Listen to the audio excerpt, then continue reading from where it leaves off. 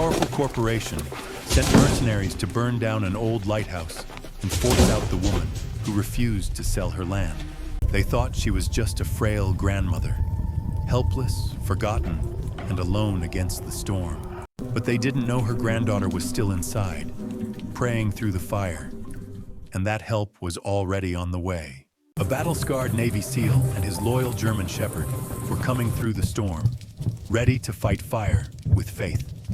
Before we begin, tell us where you're watching from, and if this story touches your heart, please subscribe for more stories of courage, loyalty, and miracles.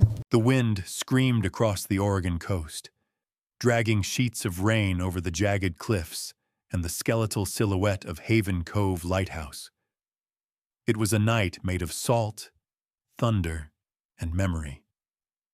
The sea hammered the rocks below as if it wanted to erase the land itself. Inside the lighthouse keeper's cottage, 70-year-old Margaret Hale sat hunched beside a flickering kerosene lamp, her weathered hands clutching a cup of black tea gone cold. She was a woman of wiry grace, tall despite her age, her posture straight as the tower she tended. Decades of sea air had carved fine lines into her pale face, and her gray-white hair was always tied into a tight braid that reached the collar of her wool coat. There was a quiet steel in her eyes, the blue of distant glaciers, eyes that had seen both birth and death under this same roof. Her granddaughter, Sophie Hale, a 9-year-old girl with chestnut curls and freckled cheeks, sat cross-legged on the rug, drawing pictures of waves and ships. Sophie's imagination was the only brightness in this dim house. She was small, delicate in frame, but with an unshakable curiosity that made her both fearless and reckless. Every time thunder cracked, she flinched, but then smiled, whispering to herself that the sea was just talking. Margaret often watched the girl with a mixture of pride and fear. She saw too much of her late daughter in Sophie, the same defiant spark that refused to bow to the world. Outside, a shadow moved beyond the rain-streaked window. Margaret's breath caught. She turned down the lamp, peered into the storm, and for a heartbeat she swore she saw headlights weaving through the forest road that led to the lighthouse. No one should be out here. Not at this hour. Not in this weather. "Sophie, love," she whispered. "Go check the back door. Make sure it's bolted." Sophie obeyed, her small footsteps quick against the old wood floor. Margaret rose slowly, her knees stiff from decades of climbing lighthouse stairs, and crossed to the window. The light swept once more from the tower above, cutting a pale beam through the rain, and for an instant she saw 3 figures trudging toward the cottage, black raincoats glistening, their faces hidden. Her pulse began to hammer. 10 minutes later, the knock came. 3 heavy blows that shook the door. "Mrs. Hale?" A man's voice called, oily and calm. "We're from Helix Marine. We need to speak with you about the property." Margaret's fingers tightened around her teacup until it cracked. Helix Marine. The name tasted like rust. They had been sending letters for months, offering to buy the land beneath the lighthouse. She had refused every one of them. "You'll have to come back another day," she said firmly through the wood. "This isn't a good time."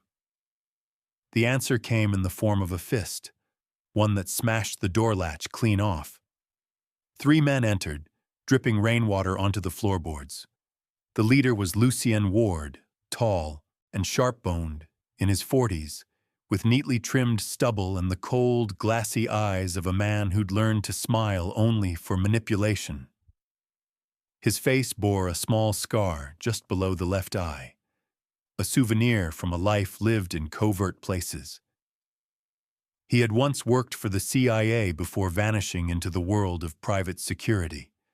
The years had stripped him of compassion, leaving only precision.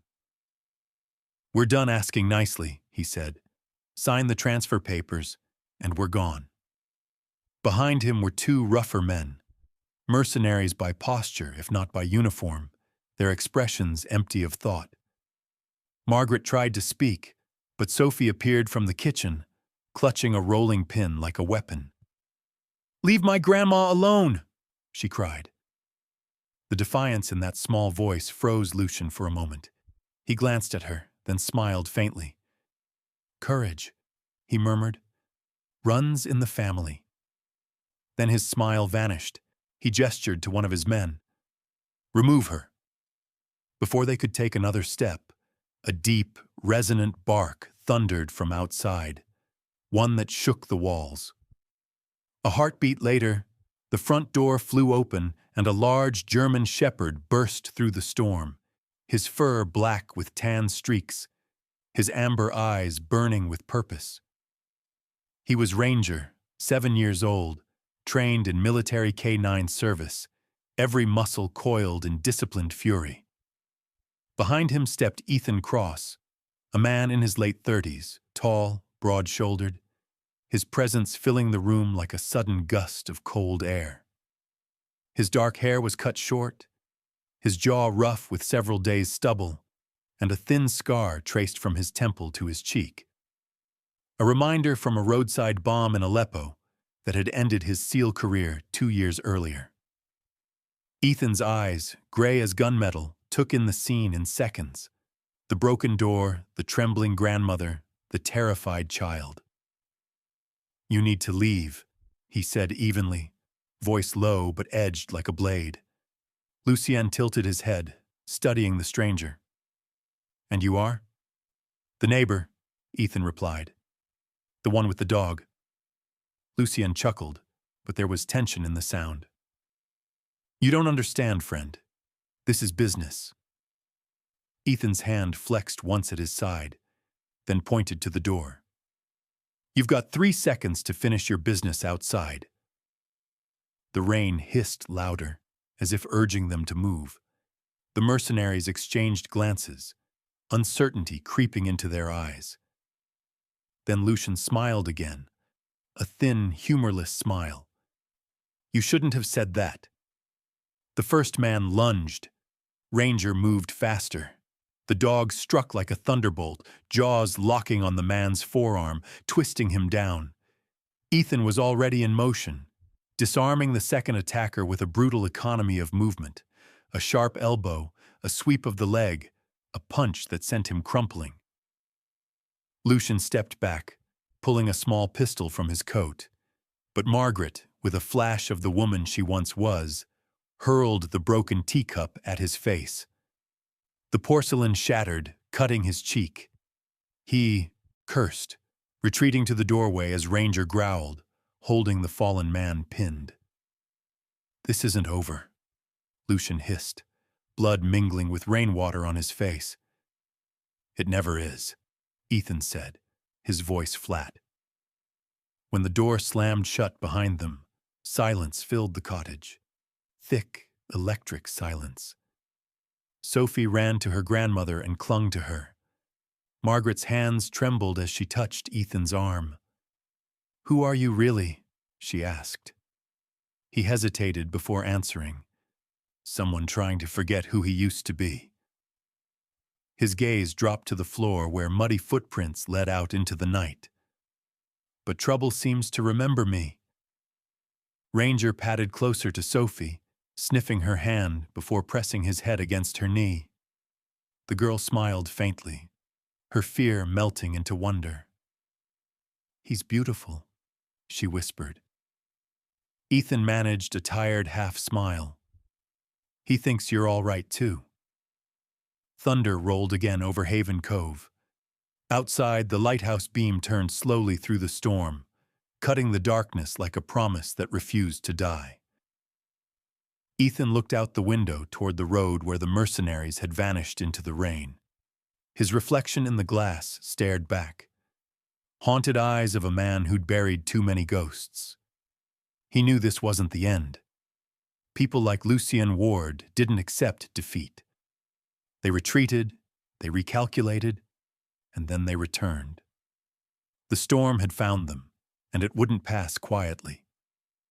As Sophie curled up beside her grandmother, exhaustion pulling her into uneasy sleep, Margaret whispered to Ethan, "Why would a company send killers over a lighthouse?" Ethan didn't answer immediately. He glanced at the tower outside, its light sweeping over the sea.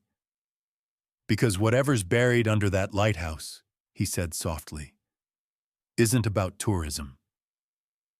He turned back to her, his expression grim. "They'll be back, Mrs. Hale, and when they come, you'll need to be ready." The lamp flickered, the wind howled, and somewhere in the distance an engine started. A sound carried faintly through the storm. The first battle for Haven Cove had begun. The storm lingered through the dawn, leaving the coastline drenched in silence and fog. A pale light crept through the shattered doorway of Margaret Hale's cottage, illuminating overturned chairs and muddy footprints. The smell of wet wood and gun oil lingered in the air, mingling with the faint scent of salt and chamomile. Ethan Cross stood by the window, staring at the gray horizon. His shoulders were tense, his face hollowed by fatigue. There was something about him that made silence seem deliberate, like a man who had learned to measure every breath. Ranger sat beside him, ears perked, eyes locked on the path that wound down to the cliffs. The dog's fur was still damp from the night's battle, but his focus remained razor-sharp, every muscle alert. He was born for command, not comfort. Margaret, wrapped in a thick blanket, was making tea at the small iron stove. Her hands trembled slightly, though her voice did not. "You didn't have to stay," she said, her tone both grateful and wary. "You've done more than enough."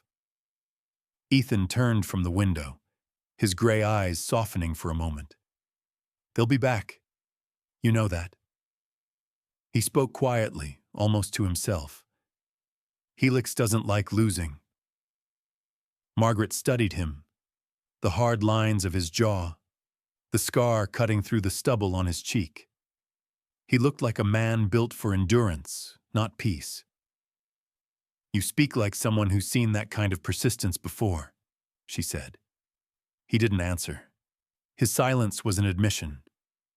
Sophie shuffled in, rubbing her eyes, still wearing the oversized sweater that swallowed her small frame. "Grandma?" she murmured. "Was it real? The men?" Her voice trembled, but she was searching for strength in Ethan's calm presence. He knelt beside her, resting a hand on Ranger's neck. "It was real," he said, "but you were brave. Braver than most adults I know." Sophie smiled faintly, running her small fingers through Ranger's fur. "He's warm," she whispered. Ethan nodded. "He likes you. That's rare." By mid-morning, the fog began to lift, revealing the jagged cliffs that defined Haven Cove. From the kitchen window, Margaret could see the faint outline of the old lighthouse tower, its metal balcony rusted and streaked with sea salt. "That place," Ethan said quietly, following her gaze. "What's buried beneath it?" Margaret's lips pressed into a thin line. "You wouldn't believe me if I told you." "Try me." She hesitated, then sighed. "My husband, Jonathan Hale, worked for the Navy's engineering division in the 1980s. He helped design offshore relay systems, communication hubs disguised as maritime structures. One of those projects was installed beneath this lighthouse. When he died in an explosion 20 years ago, they shut it down. Or said they did." She looked up, her eyes sharp despite their age.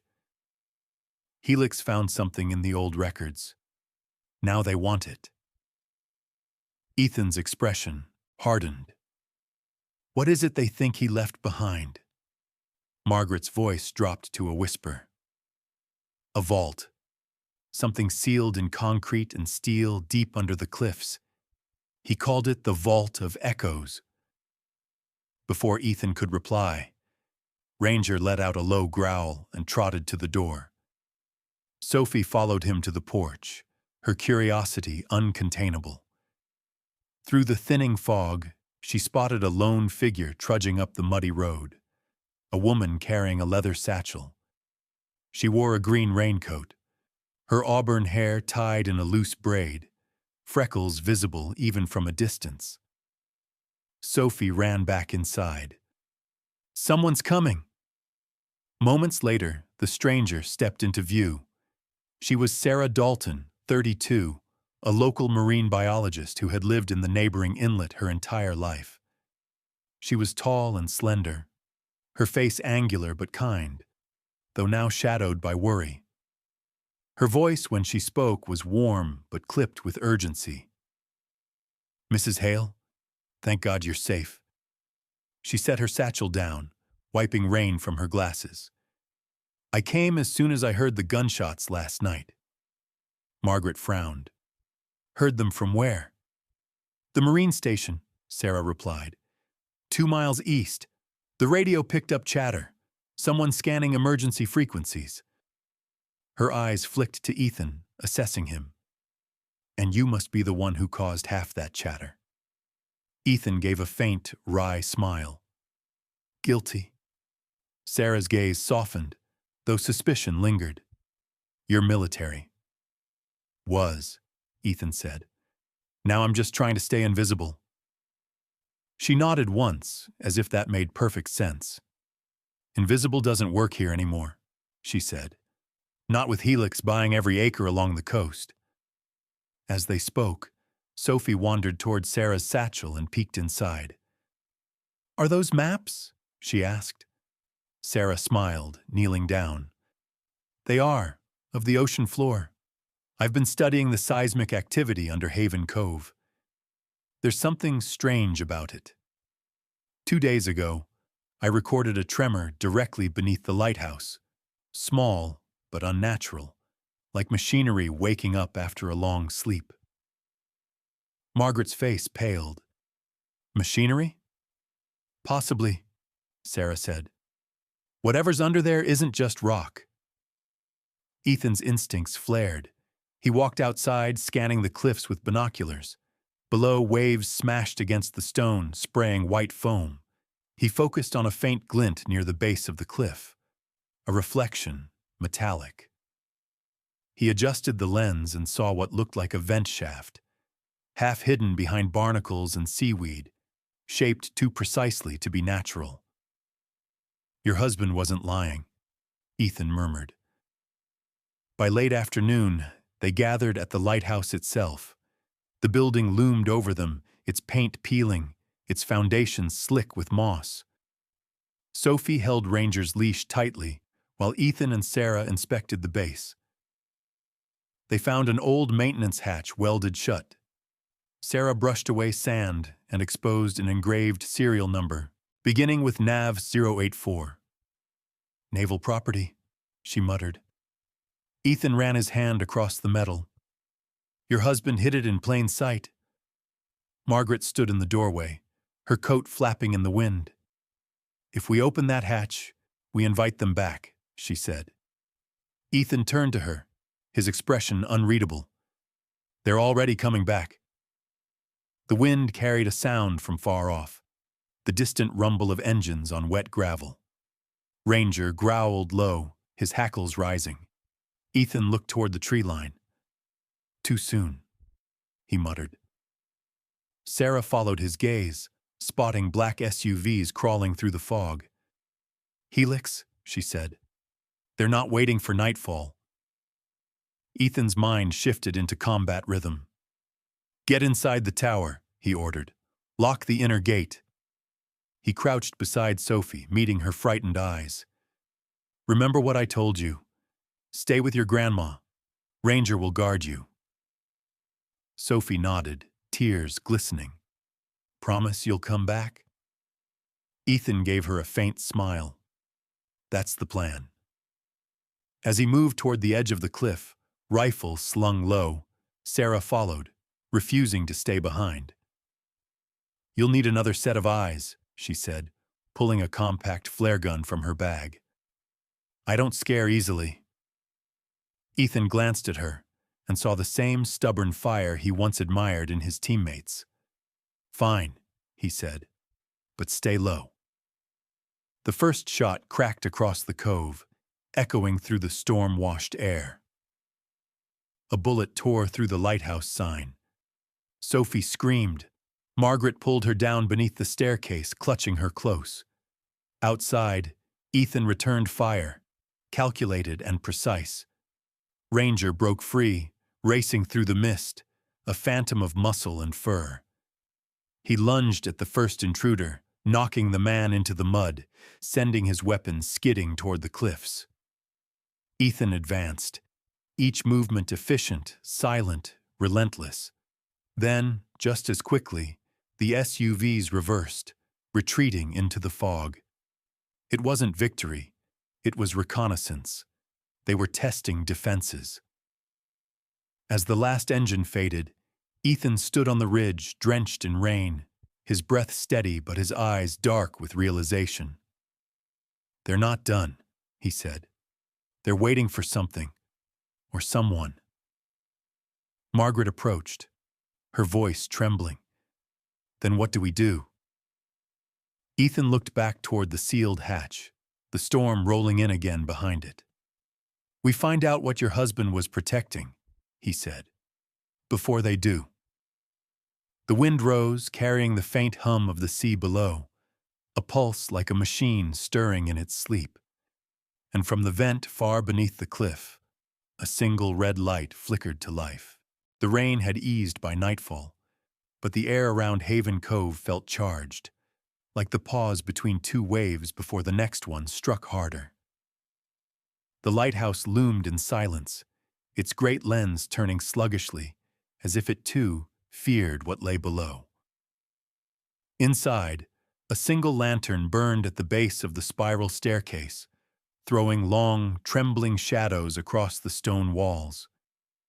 Ethan Cross crouched near the welded hatch they had uncovered that morning, a crowbar resting across his knees. His face was drawn tight with focus. The faint light caught the lines etched by years of war, lines of control, exhaustion, and quiet rage. Ranger lay at his feet, ears twitching, every breath steady, his golden brown eyes locked on the dark metal door. Sarah Dalton stood nearby, studying the seal along the hatch rim. She had changed into a dry navy blue jacket, her red hair tied up in a tight knot, strands glinting like copper under the lantern. Her eyes, an analytical green, moved quickly over the surface, noting every rivet, every weld seam. "It's old," she murmured, "but not corroded. Stainless naval alloy. Someone maintained this less than a decade ago." Ethan frowned. "I thought your husband's project was abandoned 20 years ago," he said to Margaret, who was sitting on a nearby crate wrapped in her wool coat. Margaret's gaze was distant, her hands clasped around her cane. "It was," she whispered. "At least that's what the Navy told me." Sophie sat beside her grandmother, sketchbook open on her lap. She was drawing what she thought the vault might look like. Gears, stairs, glowing tubes, like something from a dream. Every so often she glanced at Ethan and Sarah, trying to piece together the meaning behind their hushed voices. "Maybe," she said softly, "they didn't abandon it. Maybe they hid it because it was too dangerous." Her tone was innocent, but her words made all three adults pause. Sarah looked up, uneasy. "She's not wrong," she said. "Projects like this get buried for a reason." Ethan shifted, set the crowbar aside, and leaned closer to the hatch. "Ranger," he said quietly. The dog moved forward, sniffing along the seams. His tail stiffened, body tense. Ethan pressed his ear against the steel. There, a hum, faint but distinct. Machinery still running. "There's power down there," he said. Sarah's eyes widened. "After all this time?" Ethan nodded. which means someone's been keeping it alive. The sound of tires crunching gravel outside broke the silence. Margaret stiffened. They're back. She breathed. Ethan extinguished the lantern instantly. Darkness swallowed the room. Ranger's low growl rumbled in the black. Through the cracks of the boarded windows, they saw headlights slicing through the fog, then stopping short. Not SUVs this time. Smaller vehicles, unmarked. Figures moved with precision, flashlights cutting arcs through the rain. Ethan's jaw clenched. That's not Helix, he whispered. Too quiet. Too disciplined. A knock echoed. 3 slow, deliberate taps. A voice called out, calm but firm. Mrs. Hale, Sheriff Rostova, open up. Margaret exhaled with relief. Ava, she whispered. It's all right. Ethan didn't move his hand from his sidearm, but he nodded. Let her in. When the door opened, Sheriff Eva Rostova stepped inside.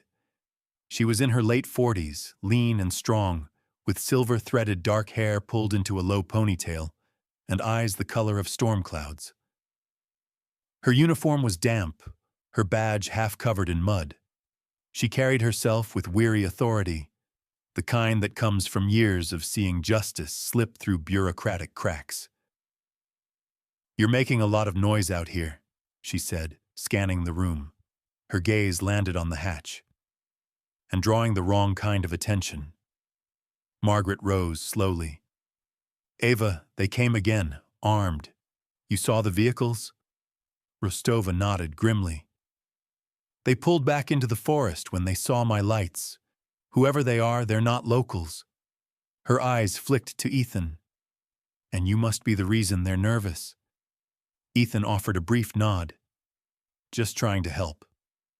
Funny, she said dryly. You help like someone who spent years breaking bones for a living. Sarah stepped forward, opening her satchel. Sheriff, we found something. Proof that this lighthouse sits on top of a Navy installation. Margaret's husband built it. We think Helix Marine is trying to access it. Rostova frowned, wiping fog from her glasses. And what exactly is in there? Ethan gestured to the hatch. That's what we're trying to find out before someone else does. Before they could say more, a faint sound rose from below them. A mechanical groan, like an engine turning after decades of silence. The floor vibrated. Sophie clutched Ranger's neck, eyes wide. It's moving, she whispered. Dust rained from the ceiling as a metallic click echoed from the hatch. The bolts began to rotate on their own. Sarah stumbled back. It's unlocking itself, she said. Ethan pulled her behind him, weapon drawn. The hatch lifted half an inch, releasing a blast of cold, sterile air that smelled of rust and ozone. A soft blue light pulsed from the gap. For a moment, no one moved. Then Sophie stepped closer, mesmerized. It's beautiful, she murmured. Margaret reached for her, but Sophie was already kneeling by the edge, peering down. A staircase spiraled into the depths, lined with flickering lights. Stay back, Ethan ordered, but Sophie shook her head. Grandpa built this, she said. I can feel it. Ethan hesitated. Her tone was too certain, too calm. You're not going down there, Margaret said sharply, pulling her back. The sheriff took out her radio, pressing the button. Base, this is Rostova. I need immediate... Static hissed. No signal. She tried again. Nothing. Sarah's voice was tight. We're being jammed.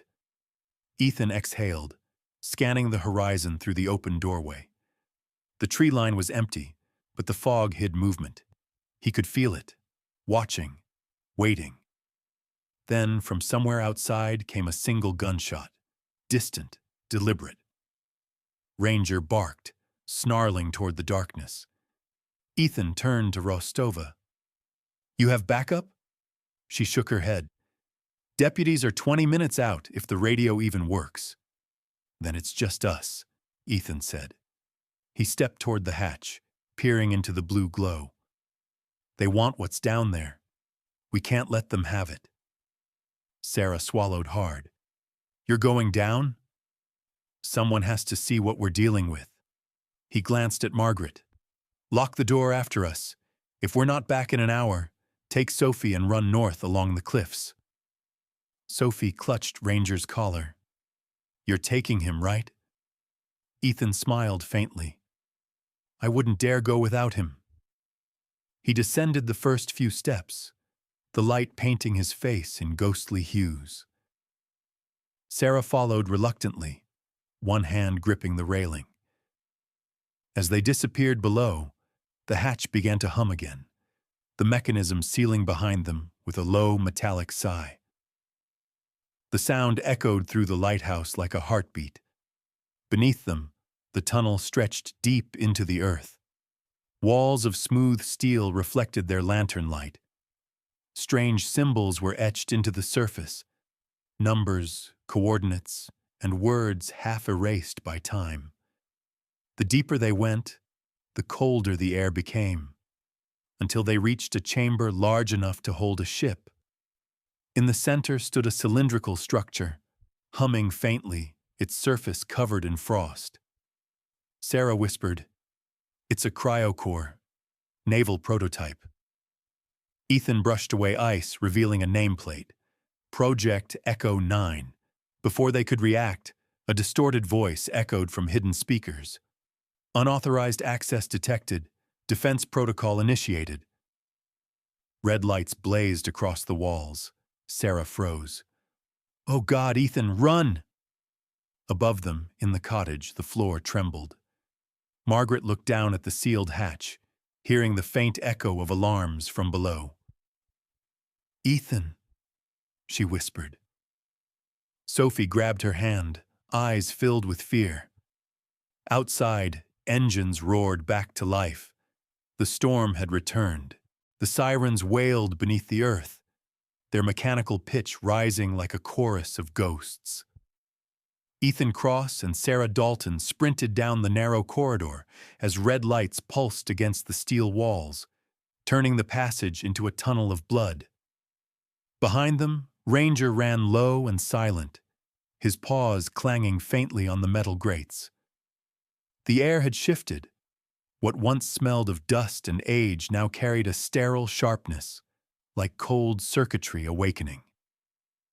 We triggered a defense protocol, Sarah shouted over the alarms, her voice echoing in metallic reverb. It's autonomous, probably built to prevent foreign intrusion. Ethan's tone was grim. Then it thinks we're the enemy. They reached the main chamber again. The massive cryocore labeled Project Echo 9 throbbing with eerie light. The frost covering its sides began to melt, releasing vapor into the air that twisted like smoke. Sarah, normally composed, felt a rare tremor in her hands. It's alive, she whispered. Not a weapon, an energy cell, possibly nuclear, but with an organic interface. Ethan scanned the surrounding consoles, trying to find a control switch. Can you shut it down? If I had a week, she said. We have minutes. Up above, inside the lighthouse, Margaret Hale steadied herself as the floor vibrated violently. Dust poured from the ceiling. The lantern flickered, painting her pale face in fractured light. It's coming apart, she muttered. Sophie clung to her arm, tears streaking her cheeks. Grandma, what's happening? Margaret tried to sound firm. They're just machines, love. They'll stop soon. But her voice broke halfway through. Sheriff Eva Rostova stood by the window, watching the fog outside ignite with headlights. They're back, she said coldly. And they're bringing friends. She turned, her expression fierce. Get the girl to the basement. Margaret hesitated. What about you? Rostova racked a shell into her shotgun. I've been waiting 20 years to put an end to Helix. Outside, 3 black SUVs rolled to a stop near the cliff road. A dozen men disembarked, mercenaries in matte gray tactical armor. Their leader, Commander Harlan Voss, stepped forward, removing his helmet.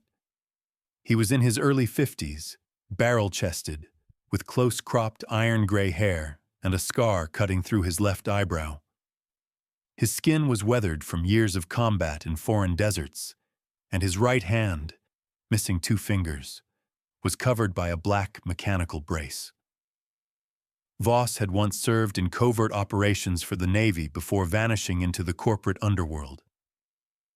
His reputation was brutal but professional, a soldier turned contractor who followed orders, not ethics. "The perimeter is hot," he barked into his comms. "Echo 9 just went active. Move fast." His tone betrayed something new, fear. Back below, Ethan found an access panel flickering to life. He smashed the cover open and saw a row of switches labeled in cryptic abbreviations. Sarah leaned over, her green eyes scanning the display. "This isn't a power system. It's a failsafe. If Echo 9 breaches containment, the protocol scorches the surface to sterilize the site." "Scorches?"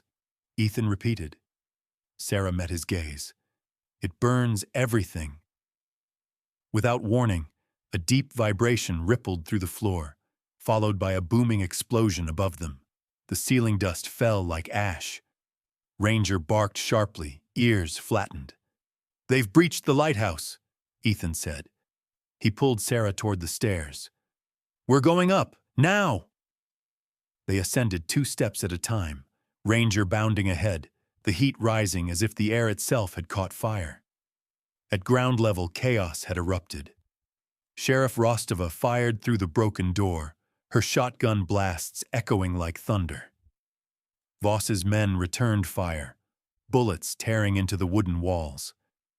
Margaret shielded Sophie beneath the staircase, whispering prayers she hadn't spoken in decades. The girl covered her ears, trembling. One of the mercenaries tossed a smoke grenade inside. Thick gray haze filled the air, choking and blinding. Ethan burst through the basement door, coughing through the smoke. "Down!" he shouted. He fired twice, dropping 2 intruders. Ranger lunged at a third, pulling him off balance, teeth clamping on armor. Sarah, behind Ethan, grabbed the sheriff and dragged her toward cover.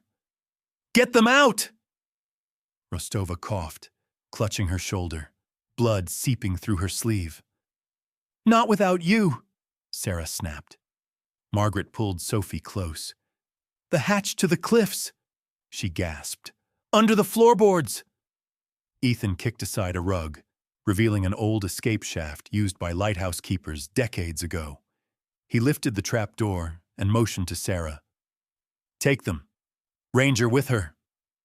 The dog hesitated, torn between orders and instinct. "Go!" Ethan commanded. Ranger obeyed, leading Margaret and Sophie into the darkness below. Sarah followed, holding a flashlight. The narrow passage smelled of damp stone and salt, winding toward the sea. "It's okay," she murmured to Sophie. "We'll make it." Upstairs, Ethan reloaded, covering the retreat. Through the smoke, he saw Voss enter, the man's presence commanding even in chaos. "Cross," Voss called, voice amplified by the storm. "You're out of time. Walk away and I'll spare the civilians." Ethan's reply was calm but cold. "You burned that option when you came for a child." He fired. The bullet grazed Voss's shoulder. The commander flinched but smiled grimly. "Still the hero, huh? The Navy said you were dead." "They say a lot of things," Ethan said. Voss raised a small device, pressing a button. A deafening rumble shook the foundation. Outside, the lighthouse beam flickered once, then exploded. Fire tore through the tower, shards of glass raining down in molten arcs. Flames roared upward, painting the fog red. The heat hit like a wave, Ethan staggered back as a section of ceiling collapsed, cutting off the stairs. He fell to one knee, coughing, the world spinning in smoke and ash. In the tunnel below, the roar of destruction sounded like distant thunder. Margaret looked back, tears streaming down her soot-streaked face. "Ethan," she whispered. Sarah grabbed her hand, forcing her forward. "He's buying us time, don't waste it." Ranger barked, urging them on. They emerged from the tunnel onto the rocky shoreline. The sea was wild, waves hammering the cliffs. Behind them, the lighthouse burned, a beacon of fire against the storm.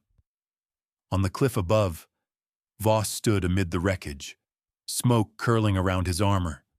His men dragged the wounded away while he watched the tower crumble. "Retrieve the core," he ordered curtly. One of his subordinates, a young soldier with fear in his eyes, hesitated. "Sir, the system's unstable. If we breach it, it could—" Voss grabbed him by the vest and growled, "That's not a suggestion." Beneath the rubble, Ethan stirred, coughing through the dust. His ears rang, and the heat scorched his lungs, but he was alive. Through the flames, he saw something impossible. The cryocore's light piercing the debris, steady and bright. And then it pulsed, once, sending a low hum through the ground. Ethan forced himself to his feet. The vault was not destroyed. It was awakening. He stumbled to the shattered window, watching the figures on the cliff above. Voss's men were setting up equipment, drilling toward the exposed shaft. "You're not taking it," Ethan muttered. His voice cracked, but his resolve hardened. He raised his radio, static hissing. "Sarah, can you hear me?" For a moment, only the wind answered. Then her voice, faint but steady. "We're safe. We can see the fire from the shore." "Good," Ethan said, glancing back at the glowing ruin. "Stay that way."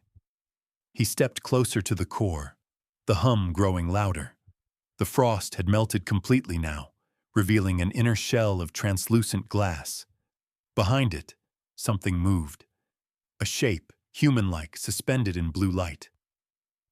Ethan's breath caught. "What the hell did you build, Jonathan Hale?" he whispered. Outside, lightning split the sky, striking the sea in blinding brilliance. The flames swirled higher, and for a fleeting moment, the entire horizon looked as if it were burning. The lighthouse of Haven Cove had fallen, but its light refused to die. The fire at Haven Cove raged through the night like a wounded beast, its orange light spilling across the sea. The lighthouse was gone, reduced to a broken skeleton, but the storm carried its smoke far into the horizon. Down on the jagged shore, Sarah Dalton crouched beside the entrance of the escape tunnel, shielding her eyes from the sparks raining above. Her red hair clung to her face, soaked with sea spray and ash, her green eyes flickering with equal parts fear and determination. "We need to move inland," she said, voice hoarse from smoke. "If the cliffs collapse, we'll be trapped." Margaret Hale leaned heavily on a driftwood staff, her breathing shallow, face streaked with soot. Her once straight posture now bowed under exhaustion, but her gaze remained sharp. "No," she said softly, looking back at the inferno that had once been her home. "He's still in there." Her tone left no room for argument. Sophie clutched Ranger's fur tightly, the big German shepherd standing protectively between her and the raging wind. The dog's coat was wet, his eyes alert, nostrils flaring toward the burning ruins as if he could still sense Ethan's scent through the chaos. Sarah turned to Sophie, kneeling beside her. "He's strong, sweetheart. If anyone can survive that, it's him." Sophie looked up, tears catching the firelight. "But what if they find him first?" Her voice cracked. Sarah had no answer. Above them on the cliff edge, Commander Harlan Voss surveyed the blaze through a pair of thermal goggles. The lenses cast the world in shades of red and white, and amid the wreckage, he saw one unmistakable heat signature moving, human, alive. He lowered the goggles, his scarred face twisting into something between respect and irritation. "The bastard's still breathing," he muttered. He turned to his second-in-command, Lance Corrick, a younger man in his 30s with a lean build and a face half hidden behind a black scarf. Corrick had pale blue eyes, sharp as a hawk's, and a perpetual calm that masked his volatility. Once a demolition expert for the British Marines, he'd been dishonorably discharged after a failed raid cost an entire platoon their lives. "Orders?" he asked quietly. Voss adjusted his mechanical brace, the metal joints clicking softly. "We finish it before dawn. Get the core out, and make sure Cross doesn't leave this cliff alive." Back below the debris, Ethan Cross stirred. Pain radiated through his ribs, but the shock kept him conscious. He dragged himself out from under a fallen beam, coughing against the smoke. His right sleeve was torn, blood darkening the fabric, but his focus was drawn to the light pulsing within the chamber. The cryocore of Project Echo 9, the translucent glass shimmered faintly, the figure inside now clearer. It was a man, no older than 40, floating in suspended animation. His hair was silver white, his features angular and almost serene. On his chest, etched into the containment suit, was a small tag, Dr. Jonathan Hale. Ethan froze. "No, that's impossible." He stepped closer, brushing ash from the glass. The man's heartbeat monitor blinked faintly.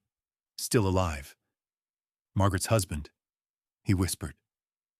A low hum filled the room as the machine recognized his presence.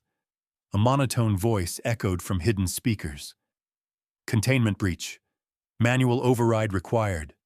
Primary subject revival sequence initiated." The light flared. Ethan shielded his eyes as steam erupted from the seals. Far below on the shore, the ground trembled. Sarah looked up sharply. "Something's happening down there." Margaret's eyes widened. "Jonathan," she whispered. Without waiting, she started forward toward the narrow trail climbing the cliff. "Mrs. Hale, no!" Sarah called after her, but the old woman's determination outpaced her frailty. Ranger barked once, then bounded after her, Sophie following close behind. As they climbed, Voss's men reached the upper entrance of the vault. Corrick planted charges along the exposed metal shell. 30 seconds, he reported. Voss nodded, watching the flames twist through the fog. "Stand by." But before he could give the detonation order, the ground split beneath their boots. A blinding blue light burst from the fissures. The cryocore below had ruptured its containment, sending a pillar of energy spiraling upward through the remains of the lighthouse. Corrick stumbled back. "What the hell?" Voss shielded his eyes. "Hold your ground!" Inside the core chamber, Ethan braced himself against the control console. The pod cracked open, releasing a cloud of freezing vapor. When it cleared, Dr. Jonathan Hale collapsed forward into Ethan's arms. He was thin, pale, his breath shallow but steady. His eyes fluttered open, icy blue, the same as Sophie's. "Who are you?" he rasped. "Ethan Cross. Your wife sent me." Hale's lips twitched in a weak smile. "Margaret." She kept the light on. He coughed violently, clutching his side.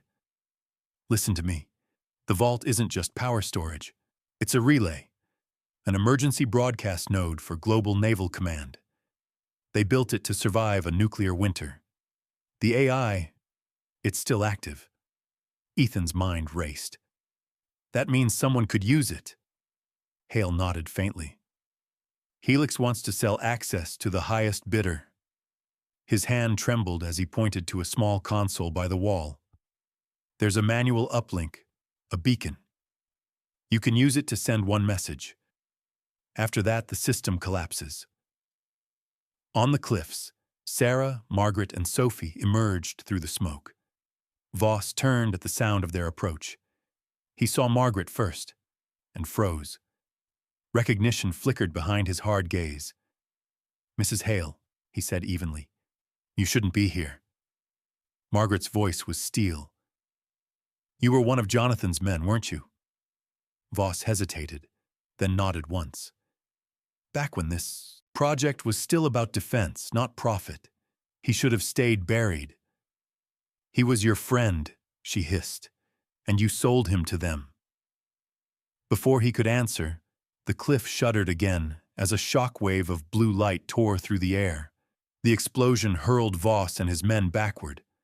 Margaret fell, but Ranger caught her coat in his teeth, pulling her from the edge. Sarah shielded Sophie as debris rained down.